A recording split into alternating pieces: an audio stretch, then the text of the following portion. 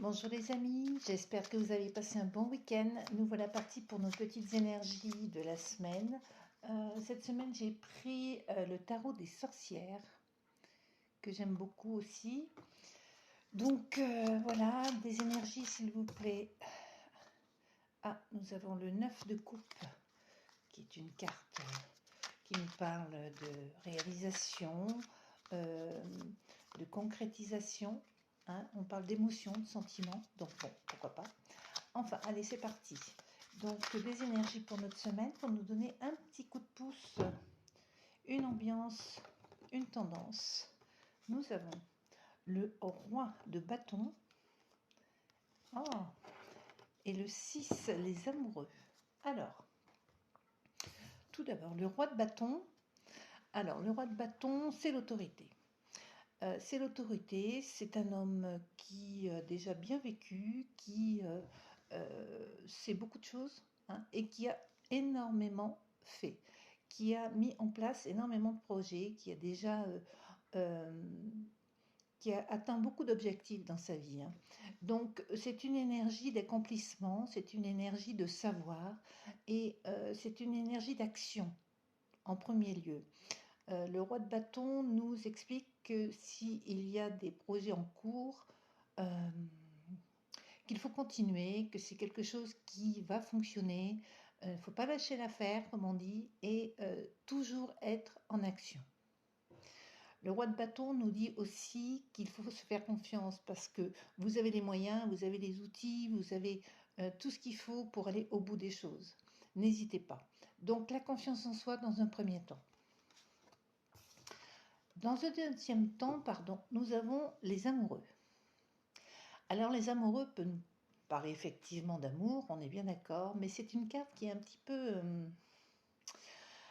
petit peu à double tranchant.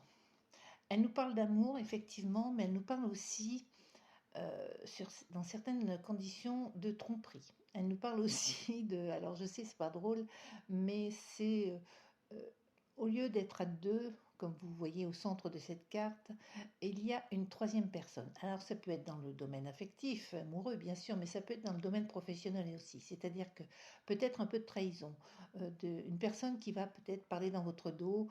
En tout cas, il faut se méfier. Il faut se méfier parce que, notamment, que ce soit dans le domaine professionnel, amoureux, personnel, familial, une personne n'est pas franche et n'est pas sincère avec vous.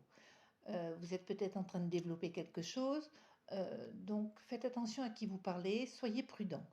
Il y a une petite chance pour que vous soyez un peu trahi ou que l'on parle de vous de manière pas très élogieuse.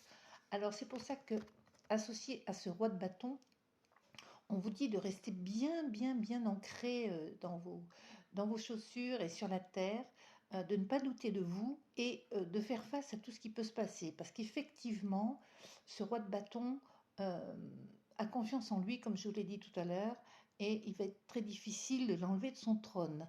Donc soyez sûr de vous, ne soyez pas trop déstabilisés parce que vous pouvez entendre ou voir d'une tierce personne, de quelqu'un qui ne vous veut pas que du bien. Soyez bien ancrés en vous et soyez assis sur votre trône en ayant confiance. Battez-vous, mettez-vous en action, mais ouvrez vos oreilles, hein, écoutez ce qui se dit et regardez beaucoup autour de vous. Donc, un peu de prudence cette semaine, beaucoup de confiance en vous et on agit. Quoi qu'il arrive, il faut agir. Ne restez pas dans l'inaction, il faut agir et soyez sûrs de vous. Voilà mes amis, j'espère que ça vous aura plu. Je vous souhaite une très bonne semaine et puis je vous dis à lundi prochain. En attendant, gros bisous. Bye bye.